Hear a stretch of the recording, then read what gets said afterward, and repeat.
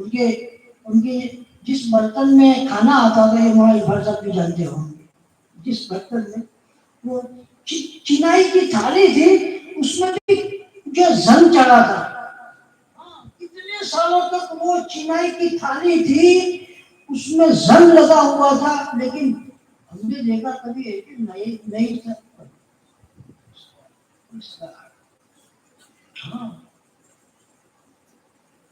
اچھی اکثر میں یہ قصہ بیان کرتا ہوں سادگی کے اوپر. ہمارے حضرت مولانا سید ذوالفقار رحمۃ اللہ علیہ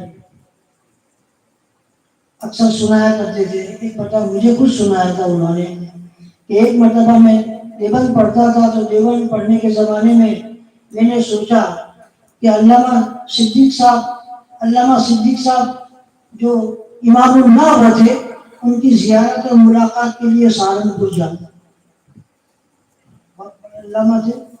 علامہ صدیق صاحب سہارنپوری رحمۃ اللہ علیہ نحو کے امام تھے.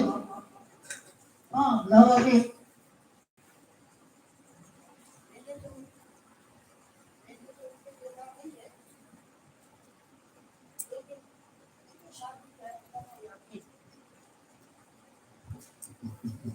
ان کو دیکھا ہے اور ان سے ہم نے پڑھا ہے. سنن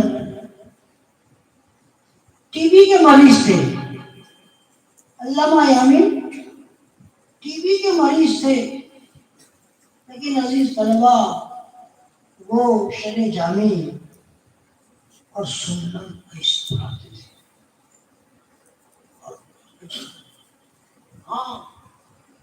عجیب پڑھاتے تھے.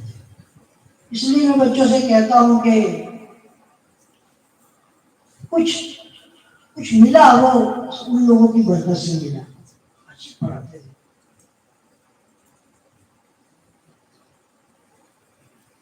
ایک بات یاد ہے کہ یہ ہمارے عمری حسان ہے. ایک مرتبہ مجھ سے کہہ رہے تھے پڑھنے کے زمانے میں کہ مجھے بڑے مدرسے میں پڑھنے کے لیے جانا ہے. بڑے مدرسے میں جذبہ اچھا ہے.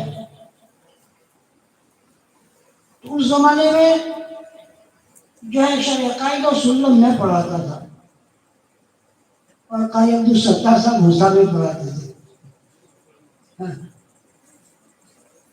میں کہا ٹھیک ہے اچھا ہے، لیکن پورے گجرات میں علامہ یامین سے سنن پڑھا ہوا تم کو میرے علاوہ نہیں ملے گا، کوئی نہیں ملے گا.